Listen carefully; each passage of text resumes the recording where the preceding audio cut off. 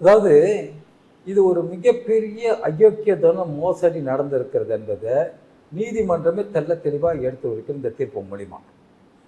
ஆனால் இன்னைக்கு இதனால் இத்தனை ஆண்டுகள் அவங்க சிறையில் இருந்ததை அதற்குரிய நஷ்டம், அதற்குரிய பாதிப்பு, அதற்குரிய பரிகாரம் யார் செய்ய போகிறது? விடுதலை ஆகிட்ட நீங்கள் போங்கன்னு அந்த ஜட்ஜி நீதி கொடுத்துட்டாரு. ஆனால் இவ்வளோ பாதிப்பு ஏற்பட்டு இருக்குது, அந்த கட்சிக்கு உங்களுக்கு இழப்பு ஏற்பட்டு இருக்குது.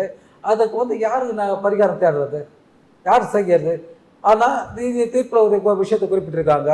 தவறான விசாரணை மேற்கொண்ட சிபிஐ அதிகாரி துறை ரீதியாக நடவடிக்கை எடுக்கணும்னு அந்த நீதி கொடுத்துருக்காரு.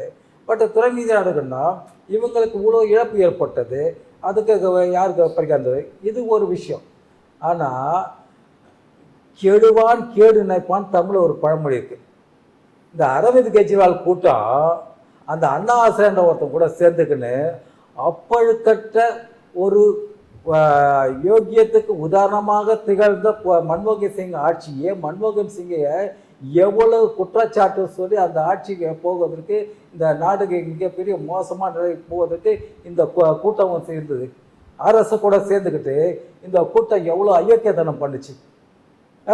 அந்த அயோக்கியத்தனத்தை நீ அன்றைக்கி காங்கிரஸ் பண்ண பதிலுக்கு அதே ஆர்எஸ்எஸ் கூட்டம் உனக்கு பண்ணி உன்னை ஒழிச்சிருச்சு. நீ அவங்களுக்கு கெட்டது நினச்ச, யார் கூட சேர்ந்து கெட்டது நினச்சியோ அவங்களே உன்னை கெட்டது போய் அழிச்சிட்டாங்க. அதனுடைய பலனை கெஜ்ரிவால் அனுபவிக்கிறாரு. அவருடைய அரசியல் எதிர்காலம் இந்த தீர்ப்பு வந்தனால மட்டும் அது அவருக்கு ஒன்றும் பெருசாக ஒன்று வந்துட போகிறது கிடையாது. அவர் அத்தியாயம் முடிந்தது தான். இனிமேல் அவருக்கு வளர்ச்சியும் கிடையாது, அந்த கட்சியும் இருக்காது. அவரோட இது அவ்வளோதான், வாய்ப்பே கிடையாது.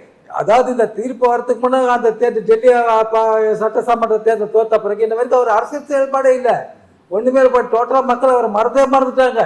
இந்த தீர்ப்பு தான் இன்னைக்கு மக்களுக்கு இப்படி ஒருத்தர் இருந்தாரா, இன்னும் இருக்கிறாரா அப்படின்றது ஞாபகப்படுத்தி இருக்கு. இப்போ புரியுங்களா? இவரை இன்னைக்கு கேமரா முன்னாடி பத்திரிகையாளர் முன்னாடியெல்லாம் கண்ணீரெல்லாம் வடிச்சு எனக்கு அப்படி ஆயிடுச்சு பண்ணிக்கிறாரு. அதே இதை நீ மன்மோகன் செஞ்சு அப்போ நல்லா இருந்ததா உனக்கு? உத்தமரான ஆட்சி, உலகம் போற்ற ஆட்சியை, உலக தலைவர், உலக நாடுகள்லாம் போற்றிய ஒரு ஆட்சியை, மன்மோகன் சிங் ஆட்சியை, மன்மோகன் சிங் தலைவரை, நீ பிரதமரை நீ குற்றம் சாட்டி பழி சொல்லி ஊழல் குற்றச்சாட்டு சொல்லி அந்த ஆட்சியை இழக்கிறதுக்கு என்னத்தக்க அநியாயம் பண்ணிக்க. அதன் பலனும் உங்களுக்கு திருப்பி பிஜேபி கூப்பிட்டு அரசு கட்டுறது. நீ காங்கிரஸ் செய்வோம் அது சரி, அதே பிஜேபி செஞ்சா உங்களுக்கு தப்பா? நீ ஐஐடியை தப்பு பண்ணிக்கிற போட.